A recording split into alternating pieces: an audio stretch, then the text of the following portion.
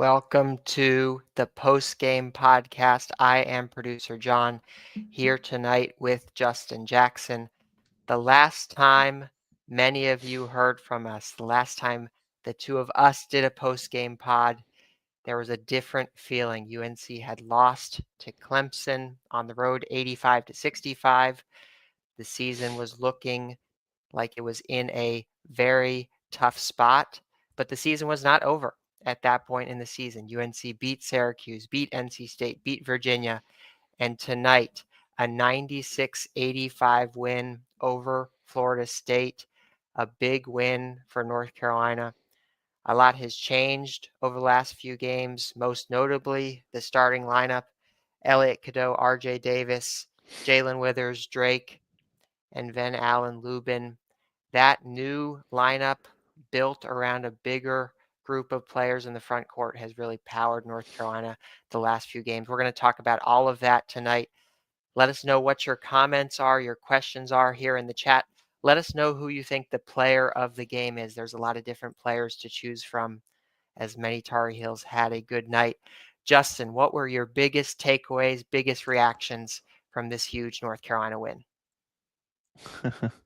Well, I think the energy is a little bit different tonight, isn't it? Like you put together a few wins, and uh, all of a sudden you start to kind of feel a little bit better about yourself, right? So, I mean, I think that obviously um, the biggest story of those last four games is obviously the starting lineup change and going bigger, and having guys like Seth and Ian and Jay Wash come off the bench, and now Cade with the minutes that he gave tonight. um, I think you just see a totally different type of team when you have a guy like Withers being able to be out there and be able to contribute the way that he has. Yeah, shooting the ball wise, he's shooting really, really great. But you just look at something as simple as rebounding, right? Like the last, I think besides the Syracuse game, and that's kind of an outlier because of the zone and how rebounding works within a zone. They've out rebounded basically every team, um, by it feels like 10 plus rebounds. I think in all four of these games they've had 10 plus offensive rebounds, which has led to more and more opportunities on the offensive end. And then you throw in the fact that they're shooting the ball at a very high clip right now. And it's everybody, right? It's the guys that we've seen in RJ and Ian, but it's guys like Jay Witt and you saw Elliott hit a couple tonight. You've seen Jay Wash step up and hit a couple, trail threes. So I think those two things for me when I watch it is why this team has, rattled together a few wins and probably are feeling a little bit better about themselves. Um, so let's hope they can continue to keep that momentum and that rhythm going forward. I want to underscore one of the points that you made there about UNC's rebounding tonight. UNC with 35 rebounds compared to Florida State's 21 rebounds. On the offensive boards, UNC 13 compared to FSU's 4. Corey Alexander said it like 10 times during the broadcast. This is the second biggest team in the country, Mhm. or whatever the case is. Ken Palm has them fourth in his height stat. This is a huge Florida State team. And there were basically just like one or two moments throughout the night where UNC truly felt undersized. And I think that's a credit to the lineup changes, but also to just UNC's toughness and playing big, getting their noses in there, trying to get rebounds. I think that sets up really well for the rest of the season because there is another matchup on the horizon against a Duke team that's also very big. So to flip the script on that, a major weakness in that first Duke matchup, it felt like UNC was so small. And then tonight to play another big team in Florida State and to not have that disadvantage in the size department is really big. You talked about some of the shooting as well. I'll run through some of the stats here. A lot of Tar Heels had really good nights. RJ Davis with 20 points, 7 of 8 from the free throw line, 3 of 5 on three-pointers. Seth Trimble off the bench, 17 points, 3 of 4 from the free throw line, 2 of 5 on threes, 3 of 4 from the free throw line. and 38.5% overall from threes. Let's talk a little bit about RJ Davis. He had some threes tonight that reminded me just a little bit of some Steph Curry moments. He was pretty far out behind the line, a few high arcing shots. This is the last few games of his UNC career. He could have checked out as the season started to look at different points like it wasn't going to go the way that maybe he wanted to, but he's continued to show up every single night as a leader. And tonight he did it offensively, carrying the Tar Heels. Yeah, I mean, I think tonight was honestly a you say Steph, but I'll just say kind of a throwback to kind of the old RJ that we saw like last year, right? And some of the shots that he was shooting, it was shots that you wouldn't necessarily want many guys to shoot on the roster, but with RJ shooting it, you've got some confidence, even if they are 3 or 4 feet behind the line, right? Like he was just shooting it, no hesitation, no second guessing. I mean, and at the same time, he only shot 9 shots, right? So, um, this is the kind of RJ that this team needs to be the best version of themselves, right? Is not necessarily going for 40, right? Or shooting, 70%, but just somebody that is always aggressive and always, gaining attention from the other team, right? Like we always know that he's going to be, top of the scouting report, but can he continue to be aggressive in a way that it can create opportunities for himself or for others? And the last few games you've seen that tonight, you saw it in a very efficient way. Um, and so, for me, obviously RJ is going to do what RJ does. He's proven himself. I mean, all they did tonight was put up how many points he scored in his career. So that kind of, speaks for itself. But for me, when I watched it, the way Seth Trimble played tonight is going back to some of the things we've talked about before, is being that guy who does everything, right? And being okay with not necessarily taking a back seat, but being, kind of under the radar. Um, when you have a guy like him being able to come off the bench and just be aggressive, getting downhill, getting to the offensive glass, knocking down open looks like he did, especially there in the second half. It's a dangerous type of team when you've got that kind of punch coming off the bench. So watching Seth tonight, I think was, if I had to pick a player of the game, I think I'd say Seth. Um, just from the energy and the effort. I think that's the most evident thing to me, is that you look at a Florida State team who is the second, tallest, biggest team in the country, right? And you out rebound them by, what do we say, 14?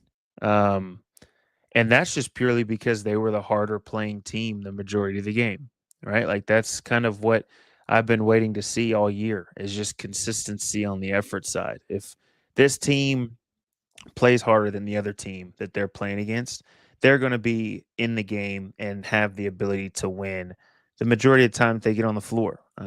Because talent isn't necessarily a huge issue with this team. It's just a matter of showing consistency. So shout out to them. I love the way that they played. We were talking about it before we got on here. They just look like a full team, right? Like you see guys, they're, dapping everybody up. They're looking for each other. They're moving the ball. They're covering for each other defensively. Like they just look like a team. And so hopefully they continue that, and hopefully it's not too late. But I think they can finish out this season pretty well, and I think they give themselves a good chance. Yeah, you alluded to, hopefully it's enough. There's some questions in the chat about North Carolina's tournament resume. We're not going to talk about that tonight. That will be covered on other shows. You can watch Bracketology if you want to hear more about that. We're going to really focus on this game tonight because it was a really exciting game for the Tar Heels, one of their marquee wins of the season.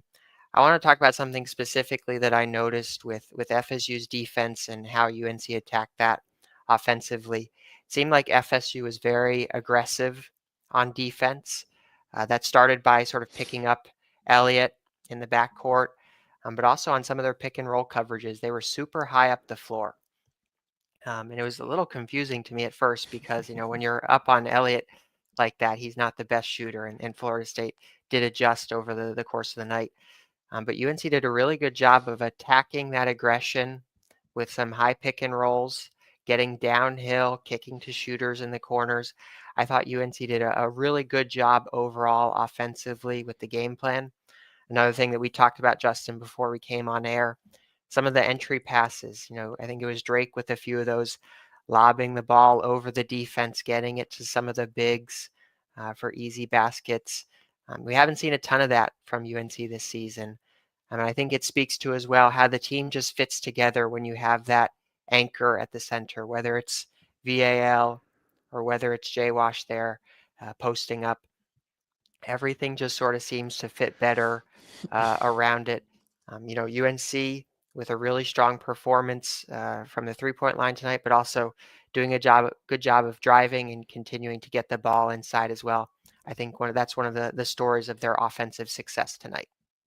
Yeah, I mean, like we talked about, to start the show, they're shooting the ball at an unbelievable clip, which when you shoot the ball really well, right, the defense automatically has to adjust and they start to close out harder. They start to, they can't necessarily just plug the gaps on defense and help off of guys, as much as we've seen in the past.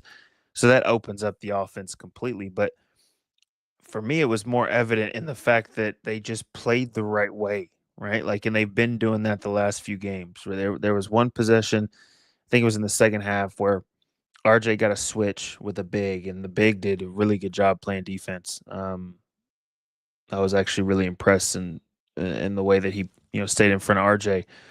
But RJ made a few moves, and instead of Jay Witt staying in the corner, made the cut at the perfect time. RJ found him, drew a foul. Right, like you saw a couple of times in the first half. Elliott, yeah, he shot what I think 6 threes tonight, and there was a couple where you could tell they kind of baited him into shooting him.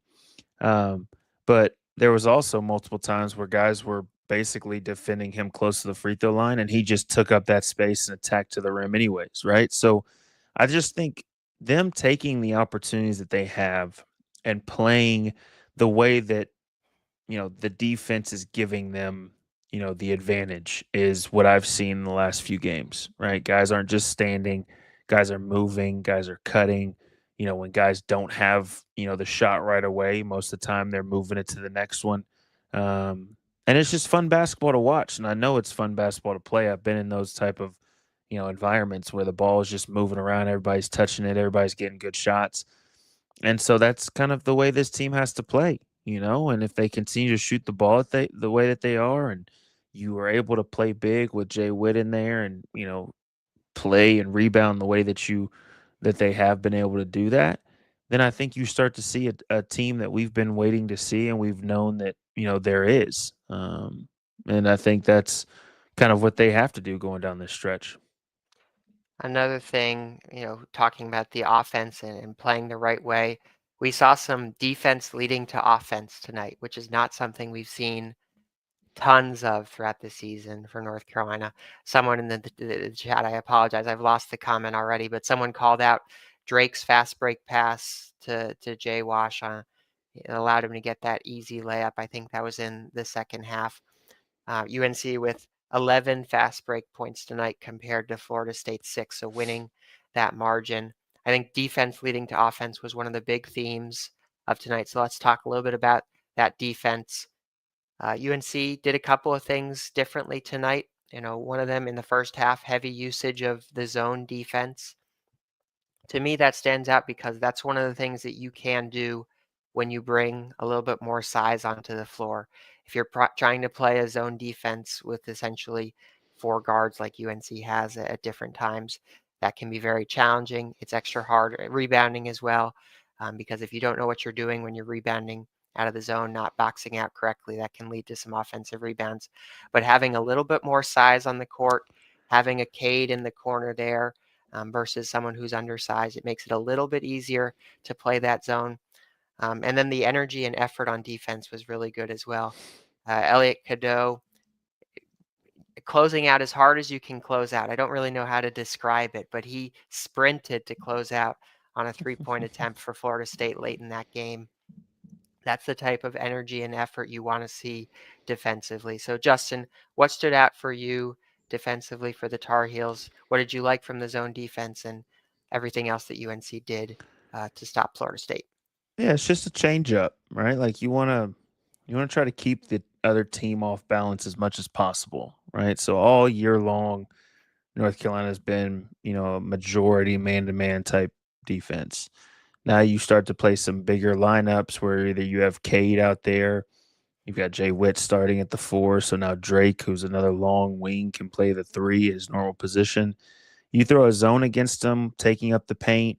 You got to give definitely credit to Florida State. They shot the ball really well tonight, and I don't know if they necessarily, are known for shooting. I know they were shooting the ball really well coming into this game, but you got to give credit to them knocking down a bunch of shots from the outside. But you just keep guys on their heels, right? If you give teams and players the same look, especially if they're really good players, you give them the same look over and over again, eventually they start to understand, okay, this is what I need to do in this situation to make an advantage, or this is what I need to do. This is the play I need to run to get a good look.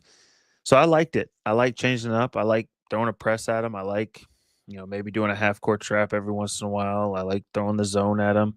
Um, I like it. I think there's just little things you can do in a game to kind of mess up the other team's rhythm. And I think when they did that, when they threw the zone at them, I think you saw they weren't really ready for it and prepared for it. And that's really all basketball really is. It's really simple when you break it down. Um, just a matter of kind of messing up the flow of the game sometimes, and I think they've done a good job of making those adjustments. We're going to be taking your questions live tonight, breaking down UNC's 96-85 win over Florida State. If you're watching us here live on YouTube, be sure to throw your questions in the chat pod. There's been a couple of mentions of Cade Tyson tonight, fan favorite Cade Tyson, after the way the crowd reacted to him during that NC State game. It was a pretty good performance from him, all things considered. 3 of 5 from the field. He had 4 rebounds, 6 total points. When I was watching Cade tonight, I saw a player who knew his role and understood how he was supposed to come in and impact the game.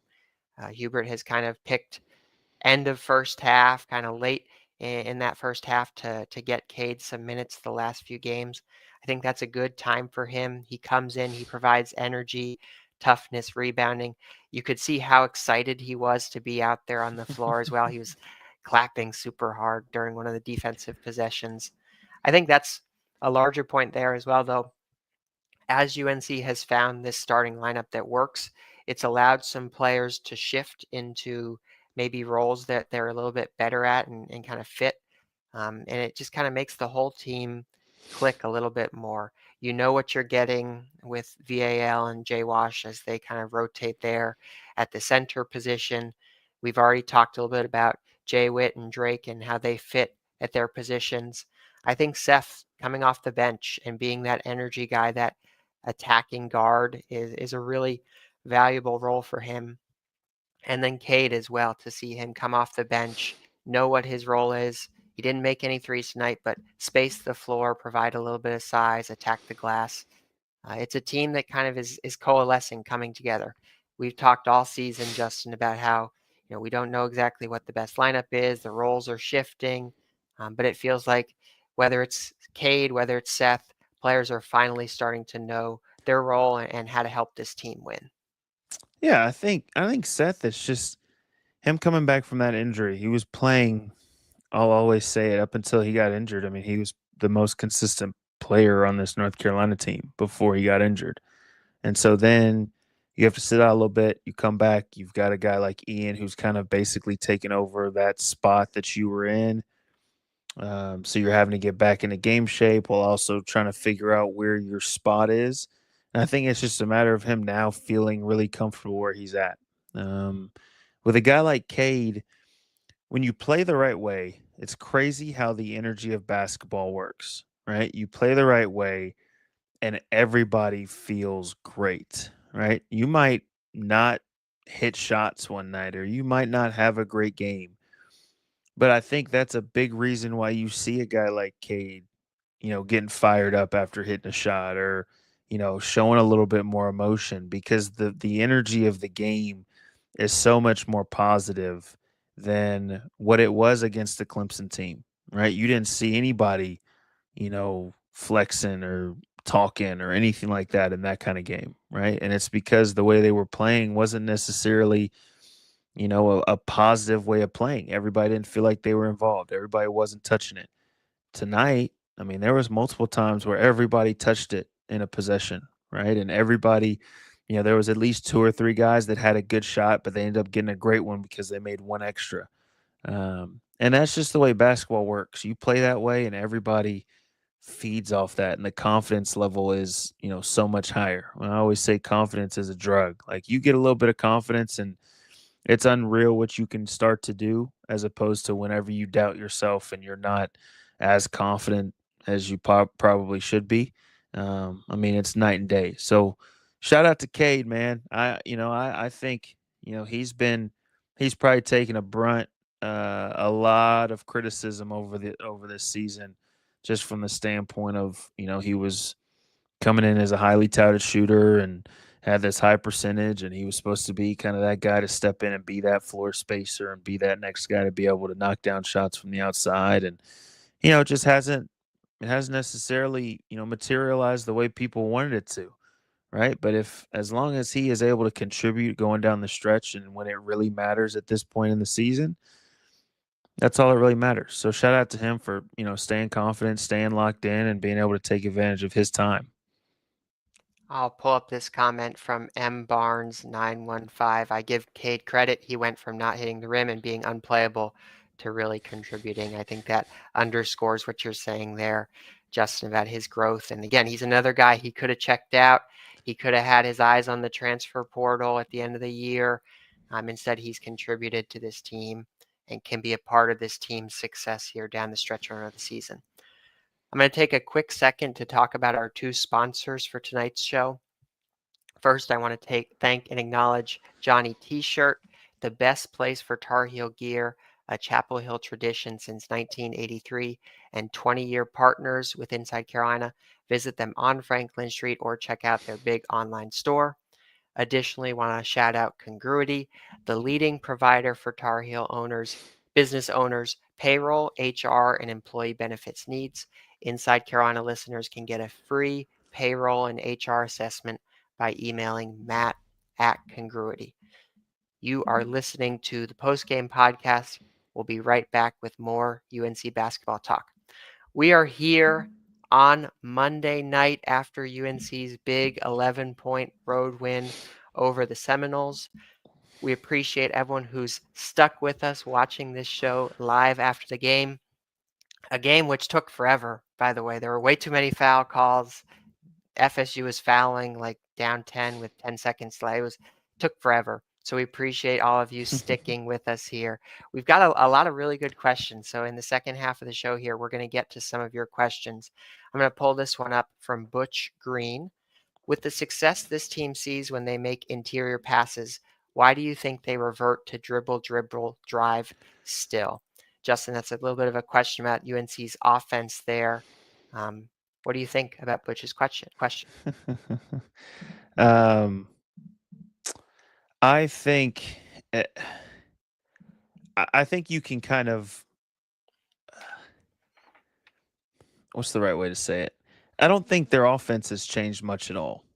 Um, I just think they're hitting shots more and they're getting more offensive rebounds now, so it's giving you more opportunities on the offensive side, right? Like we are seeing some, post entries and some post ups from the bigs. We're seeing probably more than we saw, especially at the beginning of the season.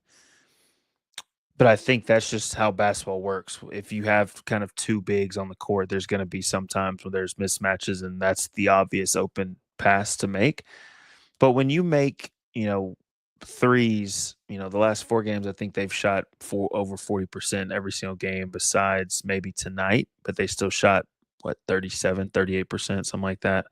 Um, when you make threes and you are able to shoot the ball at a high clip, it completely changes the offense, right? Imagine if tonight, if they missed four or five of the threes that they shot, right? Imagine if Seth didn't make a couple of those threes that he made in the second half, right? He made one to put him up by I think 7 or 9 or something like that. If he misses that and Florida State comes down and they score, all of a sudden the game's at 4 points, right? Like the game of basketball, that's just the way it works. You make shots, the game looks totally different. They make shots against Clemson, that game looks totally different, right? So I don't think they're changing their offense. I think there's just better spacing now because guys are making shots, which means guys that like to get downhill are able to get downhill whenever they want to, which then also opens up post entries because guys can't help and be in the help side and plug the paint and all of that we've seen all season long. So you make shots, it covers up a whole lot of things. When you miss them, things start to become a little bit more glaring, right? So I think that's the biggest change is them just straight up just knocking down shots and stepping into them confidently.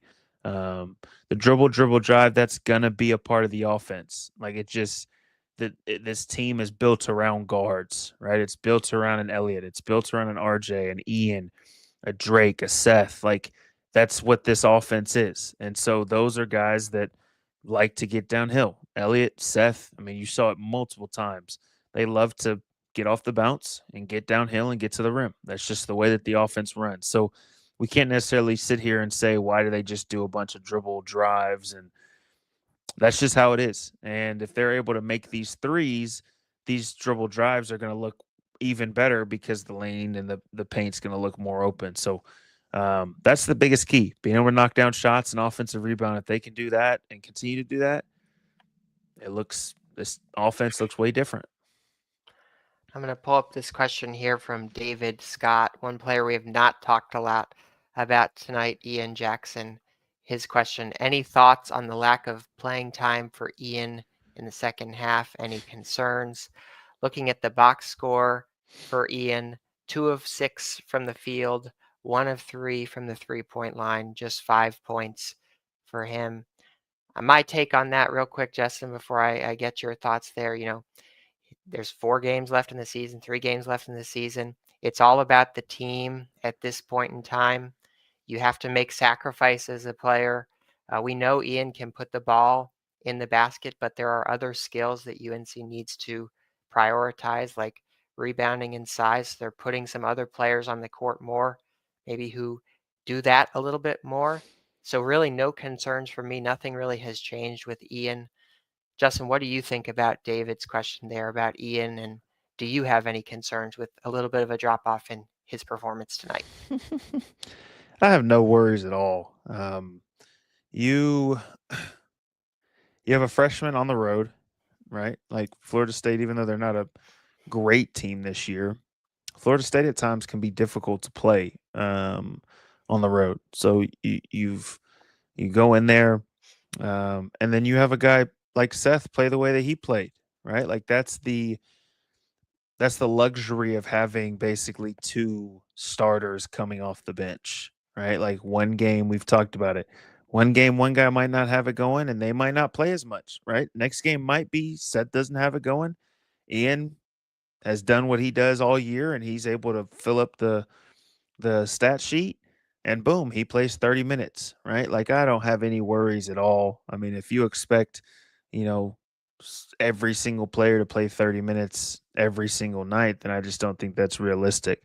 I think Coach Davis and that coaching staff went with who was, playing the best in the second half, and it was Seth, it was RJ, it was Elliott at times, it was Jay Witt, Drake. Like those are the guys that they decided to finish with because they were giving them the best opportunity out there on the floor. So no, I'm not worried about Ian at all. Ian's an unbelievable player. He brings a totally different dynamic from scoring the ball for this team. And, you know, you never know. Miami, he might need to go for 30 and he'll be the guy for the job, right? But for tonight, I'm not, I don't even think I thought of it one time. I think I just watched the good basketball play that they put out there as a team and, you move on with a win. Yeah, it brings up a word we haven't said too much tonight, but it absolutely was true. Depth for UNC. 38 bench points. A lot of players contributed. I went to UNC, so I'm not amazing at math, but I think 9 players scored over 5 points tonight. That is a really impressive stat, getting contributions from all of the starters, consistency across the board. RJ with 20 points, EC with 10 points, VAL with 10 points, Jalen Withers with 11 points. So you just go up and down the box score. Everyone was contributing tonight.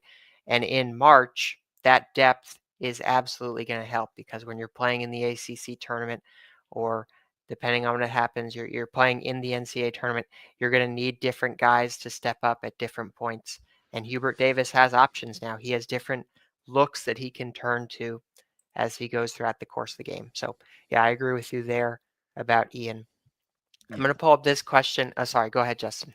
No, I just, I'm kind of looking at for one. I appreciate everybody being in the chat and everybody staying up after this game. But I saw a couple comments. I think the guy's name's Chief. That basically said that they're running the offense. That's what's changed. Going back to the conversation of how the offense looks different and this stuff looks different. Their offense is not any different. If you watch the way that this team played tonight, going back to, heck, I'll go back to the same play that I had mentioned. RJ dribbled the ball for 17 seconds, right? Made 5 different moves, it felt like, on the big. And then what happened? Jay Witt made the right play, which was make the cut, right? You go back 7, 8 games ago, RJ dribbles, dribbles, dribbles, dribbles, dribbles. Nobody makes a cut. They kick it out. They miss a 3, right? Like, there's no difference in the way that this offense is being played.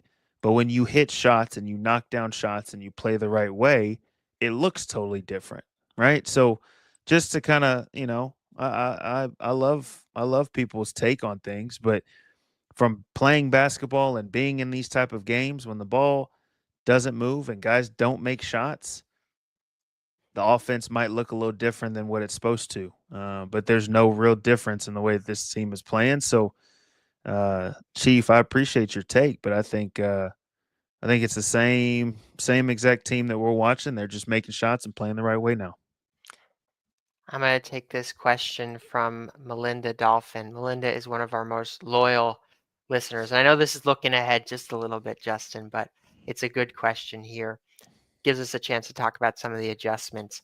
Which adjustment has UNC made that will help the most versus Duke? UNC's done a couple of little things, maybe not an adjustment to their offense, like you said, but maybe with personnel.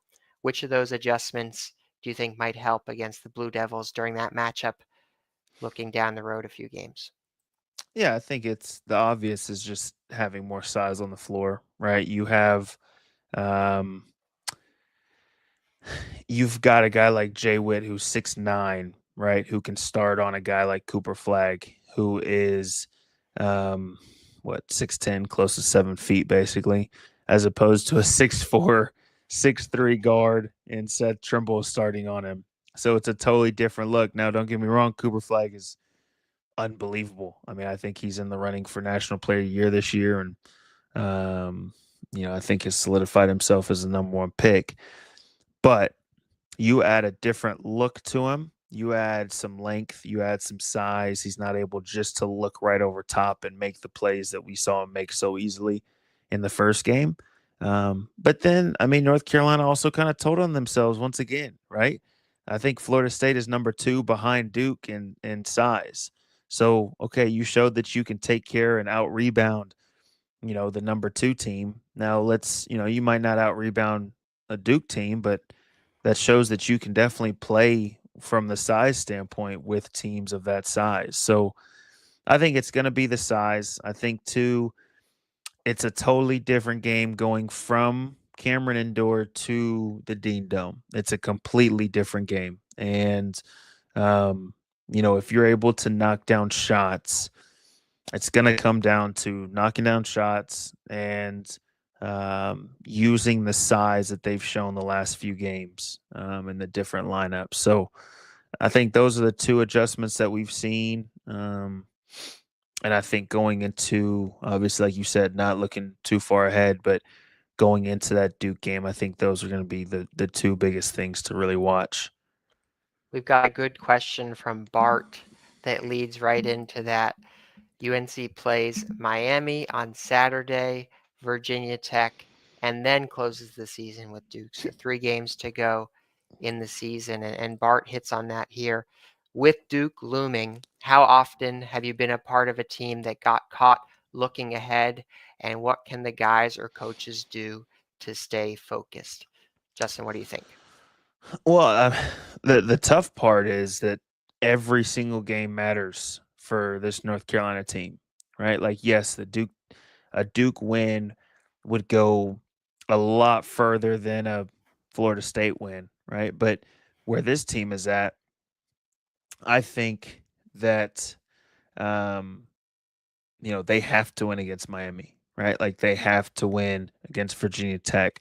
And then they have to go in against Duke and win and play well. And so I think that's kind of why it makes a little bit more simple just from the standpoint of, hey, the next game is is the most important game, right? Coach Williams, I'll continue to say it, Coach Williams would always say that.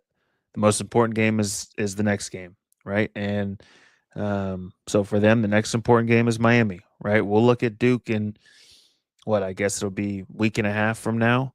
But for now, we've got Miami coming up on Saturday, and no game in the ACC is necessarily a slouch, right? So we've got to go in with the same mindset that we've had the last 4 games, and go in and play that same way, and continue to stack wins and continue to add onto the resume to hopefully give them an even better shot to make the big tournament. You are listening to the post-game podcast after UNC's 96-85 win over Florida State. Justin, let's zoom out a little bit here. I talked about it at the lead of the show, but we were last on the post-game podcast 2 weeks ago. UNC lost to Clemson. At that point, had gone through a stretch where they were 2-5 in their last 7 games after that loss to Clemson. It was definitely a tough time for the team, probably a long bus ride home. This is a team that could have checked out. They could have started to look in the portal. I'm not an expert on the portal or anything, but I'm guessing, there probably were different people, agents texting them saying, hey, have you thought about this opportunity? But this team stayed focused and they continued to go out and play really great basketball, beating Syracuse, NC State, Virginia, and now Florida State. Some would say that's not exactly a murderer's row of competition, but still, it's quality teams in the ACC picking up wins. What does it say about Hubert Davis? What does it say about this North Carolina basketball team that they continued to put a good product on the floor and continue to win basketball games? Well, I'll continue to say it. I mean, it's the team's livelihood, right? Is on the line, right? As far as making the tournament. But it's also each one of these individual players' livelihood, right? Whether that's going on to play professionally or it's looking for, to build momentum to be here at North Carolina, or with the way the transfer portal stuff works, you just never know who might decide to enter the transfer portal. But if there is somebody that does that, then it also is for them. They're basically auditioning for whatever other team they're going to, right? Like so each and every game is that much more important for not just the team, but each individual player. And I think, if it would be very disappointing, in my opinion, if guys did just kind of lay down and just say, "Oh man, the odds are slim." I don't know if we really have a real shot. Um, I don't. I wouldn't be too, I guess, happy as an alum, kind of seeing guys do that. But I think that's kind of what you're seeing. You're seeing the fight in these guys, right? Like you said with RJ, these are some of the last games that he'll play with a North Carolina jersey on his back, right? And so if you don't go out there and give everything you have, then you're basically saying that, that's it for me. And so I think, once again, got to give these guys shout out to going out there, like you said, putting a good product out there, playing hard, right? Like putting everything they have on the floor, playing together, playing the right way. Um, and it's the team that we've been waiting to see, and that I think we thought that we would see early on, but it just took a little bit longer, I guess. Yeah, Hubert referenced that earlier in the week at one of his press conferences. There's a good quote. I'll let you all go to InsideCarolina.com to read the quote there. I'm going to hit on RJ as well as I close things out. I want to read out this stat line one more time for him. 5 of 9 from the field, 3 of 5 from the three-point line, 7 of 8 on free throws, 5 assists against 0 turnovers, 20 points, some really acrobatic shots. That one where he was driving and he switched hands on the layup, a couple of 3-pointers that I called Steph Curry like. That's probably a little strong. Your comparison to the RJ of old is probably a better comparison there. But this has maybe not been RJ's dream super senior season, but yeah, this is a game that I'm going to remember from him. I was impressed by him tonight. He's kept this team together. There was that moment in the second half against Clemson, huddling the team up, keeping the team up. This is going to go as part of his legacy, right? Helping this team finish strong, helping keep the postseason hopes alive. There's some comments in the chat about NIT versus bubble. There'll be plenty of time to dissect that, but we're going to close tonight kind of celebrating RJ Davis a little bit and the performance that he put out there. Justin, to the 500 people we have watching us here live on YouTube, to all of our listeners who will check us out later, any final thoughts from tonight's UNC win? No, I mean, like you said, the conversations of NIT and on the bubble, and I think we just got to give credit where credit is due, right? No matter what the strength of the teams are, no matter what the strength of the rest of the team is, um, you know, I, winning 4 games in a row in the ACC is not easy, right? Especially after a game like you had mentioned, where even myself, it seemed like their chances of making the tournament were pretty slim. Besides winning the ACC tournament, and so for them to win 4 in a row, for them to go on the road against a Florida State team, like you said, that at the end of the day, was the second biggest team, and that's kind of been one of the biggest issues with this team is size. For them to be able to go in there and basically put up 100 points and out rebound this team and shoot the ball that they as well as they did, I say we just stick to, hey, great job, guys. Right? Like let's keep it going. All of the yes, there's going to be things that you could fix, right? Like they missed 9 free throws. Okay, we can shoot free throws a little bit better, but they also got to the free throw line 31 times, right? Like so, there's you can always nitpick certain games and certain things, but shout out to North Carolina, man. They're making a run. They're putting together some really good basketball, playing some really good team basketball on both ends of the floor, and that's all we can ask for. So I hope everybody has a great week. Enjoy friends and family and all the time that you get with everybody. And we'll be back. We'll be back soon.